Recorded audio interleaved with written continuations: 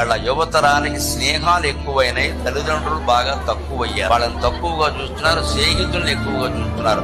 అమ్మ ఒక పని చేస్తే చెయ్యడు, నాన్న ఒక పని చెప్తే చెయ్యడు. ఫ్రెండ్ పిలిచాడనగానే మాత్రం బండి ఆరోగ్యంలో పెట్టి పరిగెట్టేస్తారు. తల్లిదండ్రుల మాటకి విలువీయడమే చాలా ముఖ్యం. ఉంటారు ఫ్రెండ్స్ ఉంటారు, వాడు రెండింటి మధ్యలో పోటీ లేకపోతే నీ స్నేహితుల మాటకి విలువించుకో. తప్పు రెండింటి మధ్యలో పోటీ వస్తే మా నాన్నగారు ఒప్పుకోరు, మా అమ్మ ఒప్పుకోదని చెప్పాలి ఖచ్చితంగా. అప్పుడు ఆ స్నేహితులు కూడా నేర్చుకుంటారు ఎలా ఉండాలి. స్నేహం కోసం తల్లిదండ్రులని విడిచిపెట్టవద్దు. అలాగే తల్లిదండ్రులే స్నేహితులు అనుకోవాలి. కొంతమంది ఎదిగిన పిల్లలు, ఆడపిల్లలు ముఖ్యంగా ఎలా ఉంటారు, మా అమ్మే నాకు గొప్ప ఫ్రెండ్ అంటారు. తల్లి ద్వారా నేర్చుకుంటారండి. బహుశా ఆవిడకి ఇప్పుడు చాలా చిన్న వయసులో పుట్టుండొచ్చు కూడా. యవ్వనంలో ఉండే అమ్మాయి మనస్సు ఏమిటో ఆ తల్లికి తెలిసినట్టుగా వేరే వాళ్ళకి ఎలా తెలుస్తాయి. అందుకని ఊళ్ళో వాళ్ళు ఎవరన్నా అడిగితే మా అమ్మే నాకు స్నేహితురాలికి, వేరే స్నేహితురాలు నాకు అక్కలంటే ఆ తల్లి ఎంత ఆనందిస్తుంది, తండ్రి ఎంత ధైర్యంగా ఉంటాడు. ఆ ధైర్యాన్ని తల్లిదండ్రులు ఇవ్వకపోతే బతుకు దండ.